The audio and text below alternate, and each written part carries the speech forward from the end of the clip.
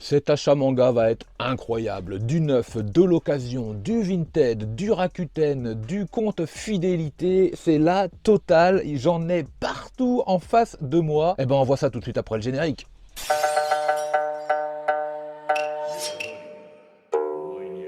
Et on va rentrer tout de suite dans le vif du sujet avec des sorties toutes récentes. Je pense que je les ai achetées vendredi, donc c'était avant-hier.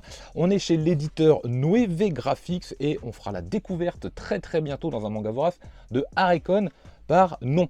Alors c'est l'autrice, l'auteur, comme vous voulez, d'Ada Bana, et je sais que c'est une série qui est longue, j'ai hésité, mais vraiment je fais confiance à ma lecture et à mon intuition tellement j'ai adoré Ada Bana Harecon, donc chez Nueve. Tout comme le tome 2 bien sûr de Daisuke Igarashi, de design, hein, évidemment, le tome 1 était très surprenant, pas parfait à mes yeux, mais très surprenant et qui donnait surtout envie de connaître la suite. Chose faite, on fera la lecture et la découverte également très bientôt. Autre nouveauté chez Nueve, bien sûr difficile de passer à côté de ce manga qui a une petite saveur particulière, un petit trait, petite ambiance des années 90. Capeta, tome 1 et tome 2.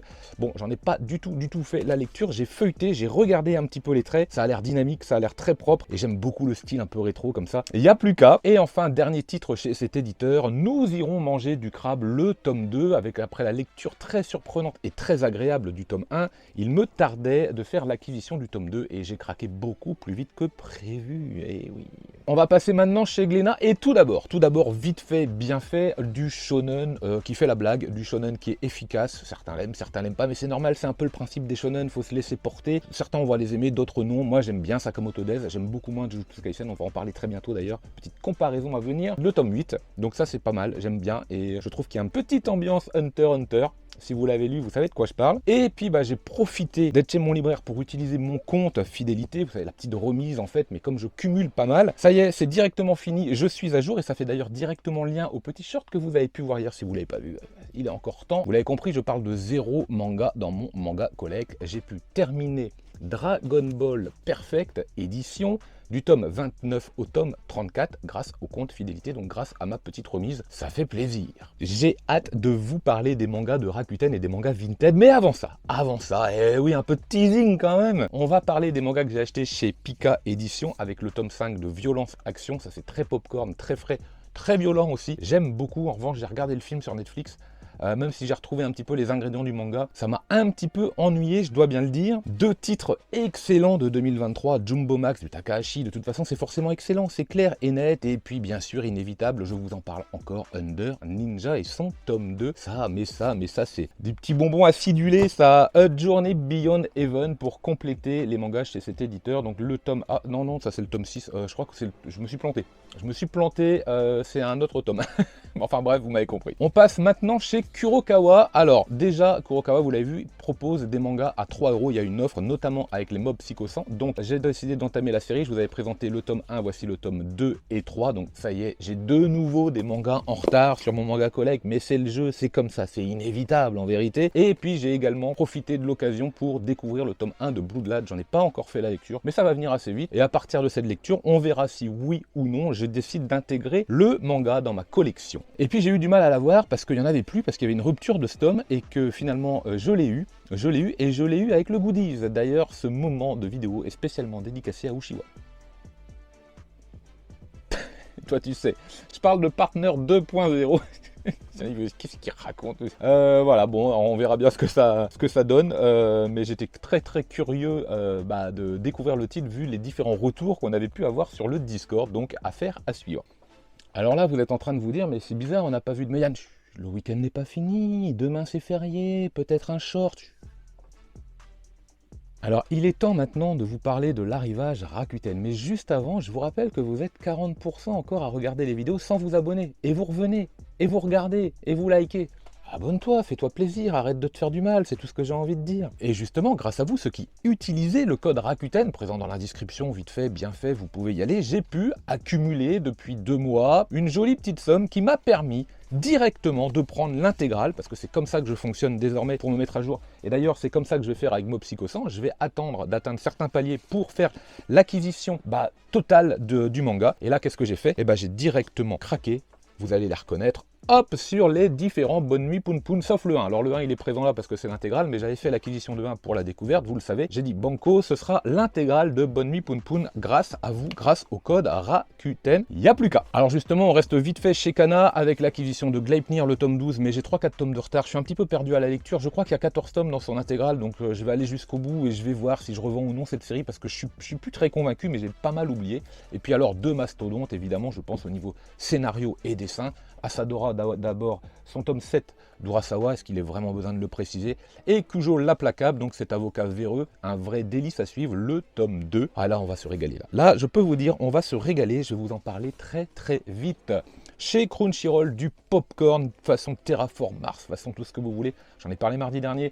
Gigantis, son tome 2, donc je passe. Voilà, c'est chez Crunchyroll. Chez Mangetsu, Zone Phantom, tome 2, plutôt décevant pour les collectionneurs, pour la collectionniste, parce que c'est pas forcément le titre que je recommande le plus. Découverte de Ron Kamonohashi, vous l'avez vu. Alors là, c'est pareil, je reste un petit peu mitigé sur la qualité des enquêtes. Pas de l'ambiance, pas du personnage, pas des blagues, pas du dynamisme et de la vivacité, de la fraîcheur du titre, mais globalement des enquêtes. Maintenant, voilà. C'est un genre qui a besoin de se peaufiner au fur et à mesure de tomes, donc on verra un petit peu ce que ça donne, mais je suis pas sûr de faire l'acquisition du tome 2 qui est déjà disponible d'ailleurs. Je vais prendre mon temps, je vais réfléchir, on va voir un petit peu ce que ça donne, je vais regarder un petit peu les avis sur les tomes 3, 4, 5 et puis on verra bien. Et là vous allez m'excuser parce que je craque et j'ai complètement envie de péter les plombs. Awashi, awashi, awashi, c'est dur d'être youtubeur, vous savez, hein, c'est pas tous les jours facile. A few moments later. Allez, il est temps de vous parler de mes acquisitions Vinted. Il y a encore un petit peu de neuf à venir, mais quand même, je vous avais dit que j'avais vendu pas mal de trucs. Alors, bon, du vinyle, des jeux de société, quelques petits mangas également. Le tout pour une jolie petite somme avoisinant les 300 €, me permettant de faire, si je le voulais, parce que c'était un petit peu l'idée de départ, l'achat de l'intégralité des Hikaru no Go Deluxe. Bon, je vous l'ai dit, mon frère possède l'intégrale de la Deluxe, moi je possède l'intégrale de la version originale. Je me suis dit, je vois pas vraiment l'intérêt de faire l'acquisition de ce titre dans la Deluxe, même si elle est très très belle, c'est pas le problème, mais si l'idée c'est de la lire, je peux la lire. Donc j'ai préféré suivre ma deuxième idée, faire l'acquisition d'autres séries, et pourquoi pas leur intégrale, donc d'une seule si c'est une série longue, ou de plusieurs, et c'est ce que j'ai fait en vérité. Le craquage sur l'intégralité de la série Montage, donc c'est un seinen qui est plutôt pas mal, recommandé très souvent par Mangadoc, donc on attend son retour, il arrive bientôt, moi j'ai hâte de voir tout ça, il doit avoir 1 an d'achat à nous présenter. Ça va être haut comme la tour Eiffel. Voilà, je fais confiance parce que je sais que je vais pas être déçu. Et puis j'aime bien tout ce qui est manga de jeu, manga un petit peu psychologique, et j'ai fait confiance aveuglément également à Jérôme JDMP. Là, il y a Ed qui est en train de me dire « Et Toto alors ?» Mais attends.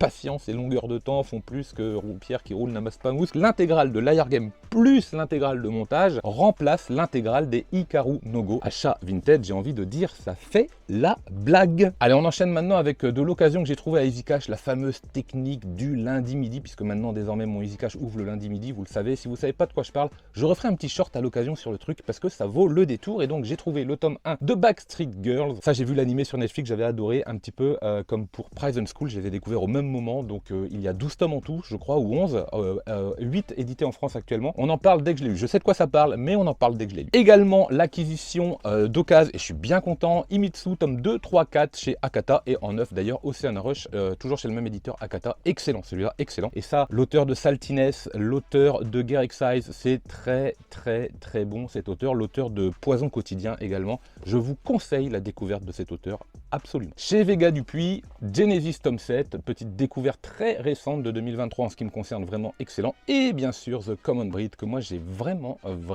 apprécié. Affaire à suivre, mais je sens qu'on en reparlera. Je pense qu'il y a vraiment du potentiel dans ce titre. Chez Kyun maintenant, bien sûr, on poursuit la série Les Carnets de l'Apothicaire. Et d'ailleurs, hop, je tilte d'un coup en temps réel l'acquisition du petit goodies comme ça, la théière, là je crois, enfin la boîte à thé. Vraiment très sympa, hein, du plus bel effet. C'est vraiment excellent. Donc le tome 11, la découverte du tome 1 que j'avais fait grâce à Comics Manga. Premier gagnant parmi les adhérents, je vous rappelle, vous pouvez adhérer à la chaîne, il y aura pas mal de surprises. Donc Bad Duck, le tome 1. Tsugumi Project, l'avant-dernier tome, je crois que ce sera en 7 tomes, c'est vraiment très sympa. Tsugumi Project également, un peu SF là, moi j'affectionne, je trouve ça très malin et très réussi. Du Mouvement de la Terre dans un tout autre genre également, son tome 2 sur 8, donc c'est une série courte de 2023 également. Alors c'est très clivant, on aime ou on n'aime pas a priori, moi je fais partie de ceux qui aiment. Le troisième tome de Slice of Life, et là qu'est-ce qui s'est passé là? Le tome 1 et 2, on avait du orange fluo, ici et ici.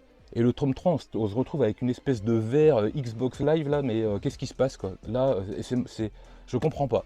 Je comprends pas ce choix, je sais pas. Et deux superbes mangas, deux belles éditions de grand format, Soloist in a Cage, le tome 2 sur 3. Alors, est-ce que je le lis ou pas? J'hésite. J'ai très envie de le lire, parce que c'était très bien le tome 1, mais comme c'est en 3 tomes, j'hésite. Vraiment, j'hésite. Et à côté de ça, en parallèle, bien sûr, la collection Latitude, vous m'avez suivi en fin d'année 2022 ou début 2023, j'avais mis la main sur les 12 premiers tomes d'occasion, sur Vinted d'ailleurs pour 100 €, la blague est super à faire.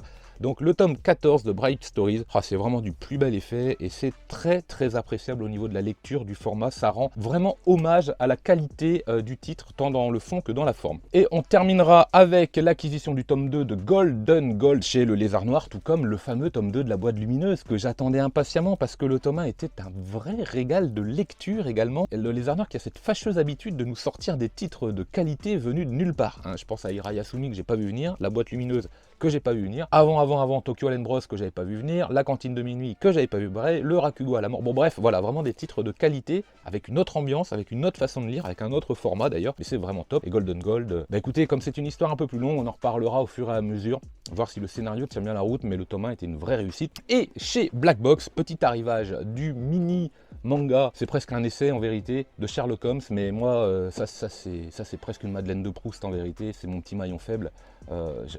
J'adore Sherlock Holmes, je kiffe ce dessin animé, c'est un truc de fou, je pourrais le regarder encore et encore, même si ça a vieilli, c'est clair. Mais oui, j'adore, donc j'ai le vinyle, j'ai la bande originale en japonaise, enfin bref, voilà, craquage. Et un peu plus dans l'horreur, et j'ai hâte de les lire, et j'ai hâte d'en parler avec vous. D'abord, Les Contes Noirs de Norwa Michelu, le tome 1 et son tome 2. Ouais, je sens que je vais passer un bon moment de lecture. Alors ils sont relativement fins, mais il y a du Junji Ito là-dedans. Il y a quelque chose. Alors je sais pas trop à quoi m'attendre au niveau du scénario, mais on va en parler très rapidement. Et toujours dans l'horreur, et c'est le cas de le dire justement, La Maison des Horreurs, qui fait très conte de la crypte, très série télé américaine, pour le coup même dans le dessin. Ça a l'air très sympa également au niveau du trait, même si c'est un peu vintage, mais franchement, ça sent le régal. Voilà, c'est la fin de cette vidéo. J'espère que vous avez passé un agréable moment. Rendez-vous pour le prochain Manga Vorace. Alors, est-ce qu'il va tomber mardi ou mercredi? Parce que j'ai fait pas mal de vidéos cette semaine. On verra. Vous serez informés. Vous inquiétez pas. D'ici là, lisez plein de mangas. Et moi, je vous dis...